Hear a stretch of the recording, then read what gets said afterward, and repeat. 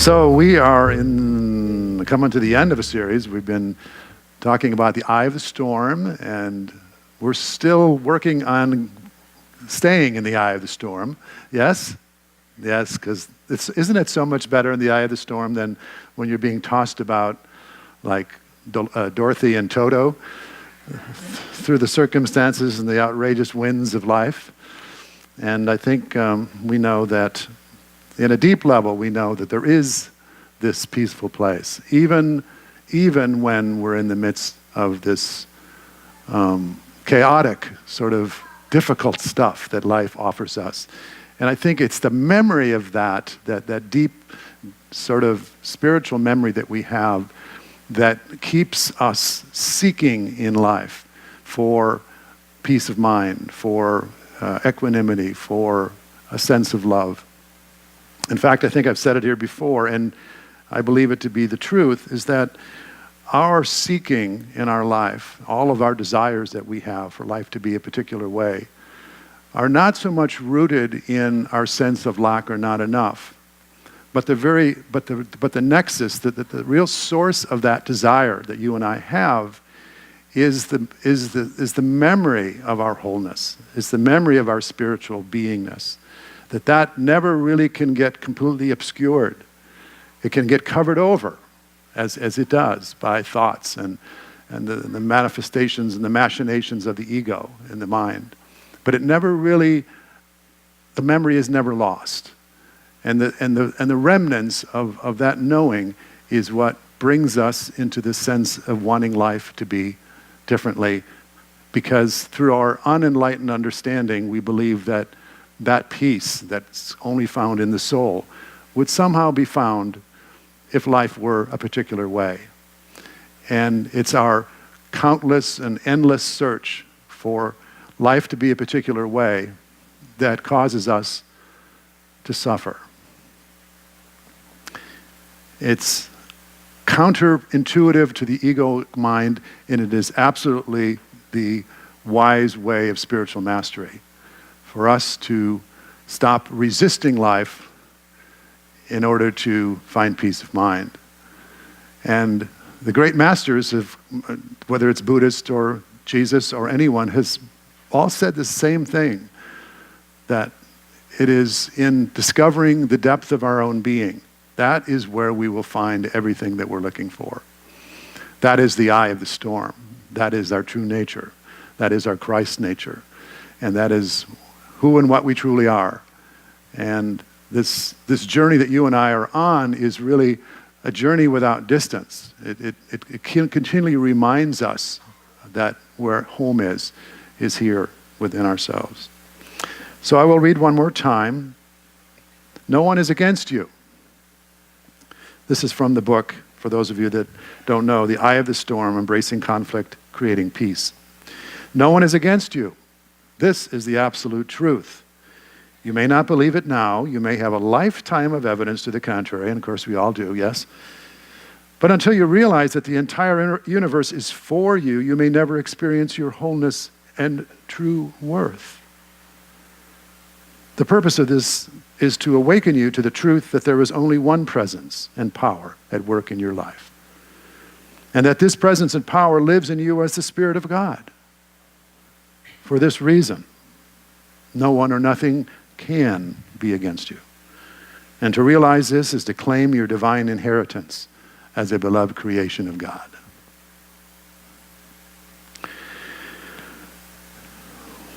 I still find that those words compel me to interrupt the conditioned mind that would argue that life needs to be different for me to realize my true nature, or for me to realize peace of mind. Our teachings also talked about there's 4 winds or conditions that support the presence of conflict in our life, or feeling that we are not connected with our wholeness. And they are separation, misperception, competition, and defensiveness. And the 4th attribute of wholeness, which we are talking about today, is non-resistance. And non-resistance is the eye of the storm of defensiveness. Defensiveness, we're all familiar with that. Not that you do that anymore, but you have people in your life who demonstrate that quality, yes? And it's like, it's when we're pushing back against what seems to be coming at us in order to protect ourselves, or to be right, or to establish ourselves, or to push back a particular energy that's coming at us. And defensiveness, if it worked, it would be a really good idea. But the problem with defensiveness is it makes real that which is unreal. Because as you and I are coming to realize that our problems in life are not the conditions of our life, including those people. Really? It's true. You know this.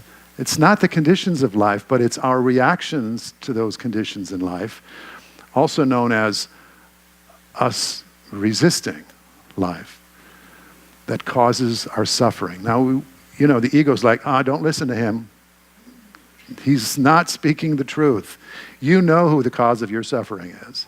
You know who that is. You know him, her, it, that situation. But see, the ego is rooted in the notion that it is separate from God. In other words, separate from all good, separate from peace and love and wholeness and everything that you've ever wanted. So we don't necessarily want to listen to the voice that's arguing for a reality that would have us be further and further from the truth that we are seeking within ourselves. So it's interesting and important for us to explore the idea that all of our suffering is as a result of our resistance to life as opposed to life itself. Does anyone want to take a moment with me? Okay. When two or more are gathered, that's all we need. So this idea of resistance is when you and I say no to life in a way that it's showing up, and it's also known as arguing with what? Reality. And now, some people might consider that insanity, that if you argue with reality. Yes? Yes. Are you guys with me today or not? Okay, thank you. Quiet in here, I don't know. We're all thinking about the pizza that's coming later, I know. Hurry up.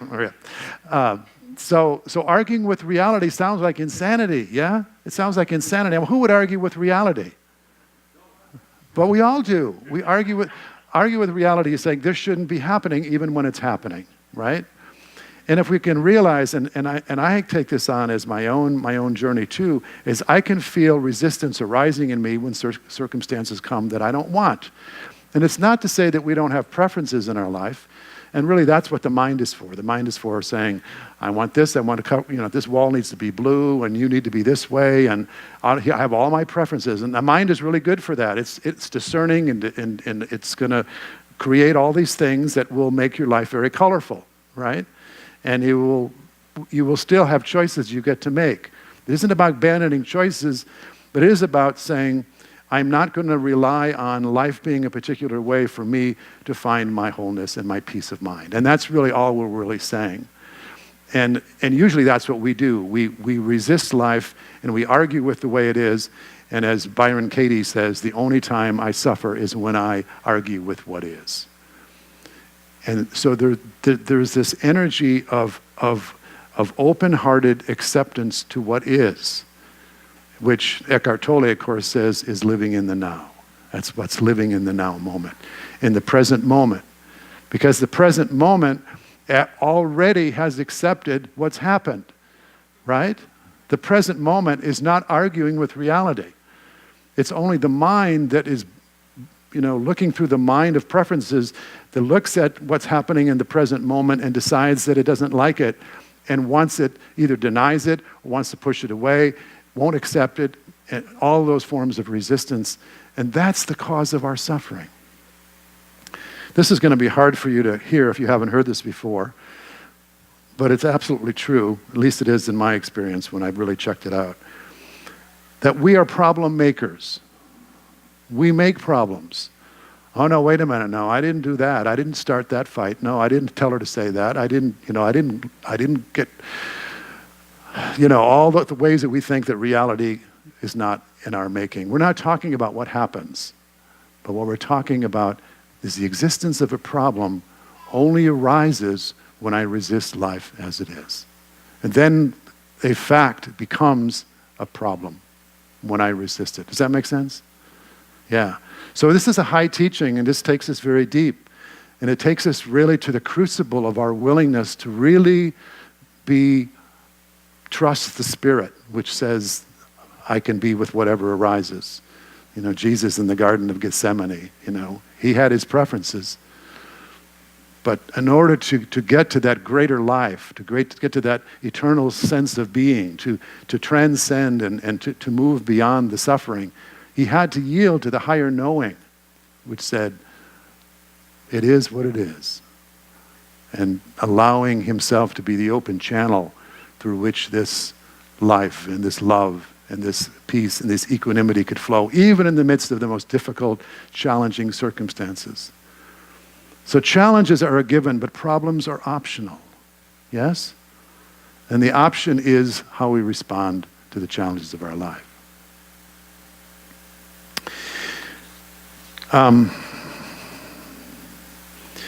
This is a metaphysical concept I'm going to offer to this too, because I think it really fits here.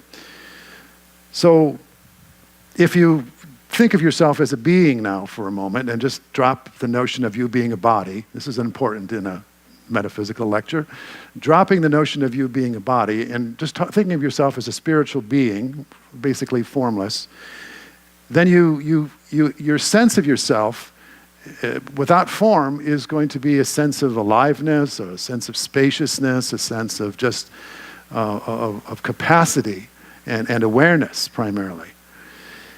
And when you think about from that perspective, that part of you is always allowing life to be. It's already allowed life to be.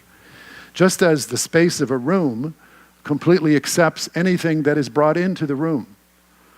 Like what did the ushers have to do before you arrived this morning to make the space so that you could come in? Did they have to clear out the space?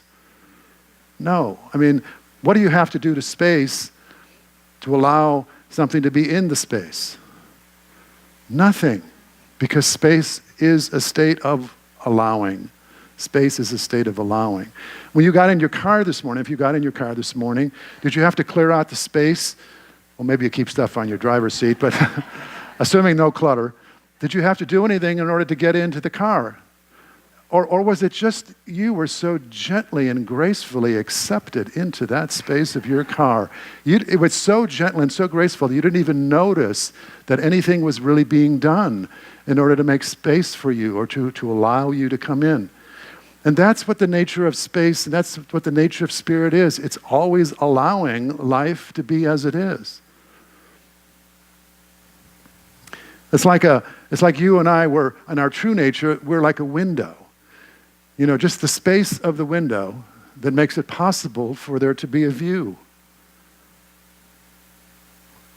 It's formless, it doesn't have anything to it, but that space is significant in that space of the window is what allows the view to be. And so the same for you and I, that life is doing what life is doing. And that part of you and I has already accepted it, not the mind. And this is where the distinction comes. We think that we have to sort of wrestle with our willingness to accept life, you know, to stop judging or to figure out a way to make that acceptable before we can accept. But hear this, that there's a part of you that's like the open window, your spiritual nature, has already accepted whatever it is that's in your life. It's already accepted. And you see, it's from that place where there's no problem, there's no resistance, then you become this open channel through which the Spirit can express through you. Because just like the metaphor of, let's go do the electricity metaphor here. So if you have a light bulb, you have a power source, and you have some wires, and you have a switch, and a light bulb, okay? I got to read this so I don't mess it up for you. So we get that, or electrical circuit, yeah? With a light bulb, a power source, wires in between, and a switch. So we know that this light bulb ain't going on unless there is a power source, there's some connecting wires, and there's a switch. Yeah? So the metaphor for us is this. So in the case of being present to life, you must be conscious of your purpose or your intention of God living through you, or God expressing through you. Okay? That is the power source. We believe God is our source, right? Any arguments? Okay. Case we move on then. So we must be connected to our experience, which is like the wire is connected to the lamp. We have to be connected. We can't be like disconnected. We have to be present to our experience. We have to be with it. And then the switch is your willingness to be in this moment, which is the opposite of what? Resistance. Yes. And if all those things are present, then the light gets illuminated. And last week we said we're either the way of God or we're in the way of God. And another way of being in the way of God is resistance. When I'm in resistance to life, then I've shut down this channel through which Spirit can express through me, and through which I can bring the very best to the situation, which is wisdom, which is love, which is forgiveness, which is guidance. And isn't that really what when we're in the toughest situations, we don't need the mind to tell us how crappy this is and how wrong this is and how much we want to push it away. We want the spiritual perspective, yeah? And so when I'm resisting, I'm doing everything I can to make sure that the problem stays in place. And when I am open and when I surrender, then what's available to me is this sense of peace and wholeness that knows that I can be with this situation. And the great paradox is that when you stop resisting, when you accept life as it is, it oftentimes turns for the better. Has anyone ever had that experience? Where it actually gets better. And you don't do it so that it gets better. You do it because it's the wise spiritual thing for you to do, just to be present with life in a non-defensive way, so that you can be in the league with the divine, so that you can be in this kingdom of God consciousness. That's the reason we do it. And that's why Jesus said, seek ye first the kingdom of God. First. That's the first thing I need to do. But then, paradoxically enough, then all these things sometimes are added to us, that a way is made clear and a way is made open, and we suddenly find things shifting for the good in our life. And there's a story, it's sort of an extreme example of this, but I like it anyway. This is about a Zen master who was obviously enlightened, because here's what he did. So a beautiful girl in the village became pregnant, and her angry parents demanded to know who the father was. At first resistant to confess, the anxious and embarrassed girl finally pointed to Hakuin, the Zen master, who everyone previously revered for living such a pure life. When the outraged parents confronted him with their daughter's accusation, he simply replied, "Is that so?" When the child was born, the parents brought it to the Hakuin, who now was viewed as a pariah by the whole village. They demanded that he take care of the child since it was his responsibility. "Is that so?" Hakuin said calmly as he accepted the child. For many months, he took very good care of the child until the daughter could no longer withstand the lie that she had told. And she confessed that the real father was a young man in the village whom she had tried to protect. The parents immediately went to Hakuin to see if he would return the baby. With profuse apologies, they explained what had happened. "Is that so?" said the Zen master. And he handed them the child. The only way that could be possible, regardless of whether you believe the story or not, it's instructive that the only way that would be possible if someone was not identified with their own separate self, that they would be completely surrendered to being in the flow of life, yes? That whatever comes, they go with the flow of that situation. And then something good can come from it. I mean, would it not be good that a child be raised for its first couple of years by a Zen master, for example? So you and I have this profound opportunity in every moment is to either be open to life as it's showing up and then be the channel through which God can express through us, or to resist life, when we're all very familiar with that. And then we experience being in the way of the divine. And so this is just one more lesson in our journey to remember who we are and to return to that eye of the storm. So I'm going to make it a little shorter today because we're all hot and bothered or otherwise distracted. And so let's just do a quick moment of internal understanding here for our benefit, as we realize that the lesson of today is not something that we need to learn, but is only something to remember. From the depths of our being, you and I already know this. We already know that non-anxious presence that we are is already goes before us in every situation to be the answer to how to be present for life. And that in that non-resistant, surrendered nature, we find the peace that we have always sought. And it is from that peaceful place that we can then engage in life in a way that allows us to be the way of God, to be the way of love, to be the way of spiritual understanding, which then can bring forth greater good in the world. It is opposite of what the ego teaches, and it is the way of the master. We choose the way of the master this week, that we might be the way of greater life, greater peace, greater joy. But this is why we've come. This is our sacred purpose. And we say yes to the profound opportunity that the next moment will provide.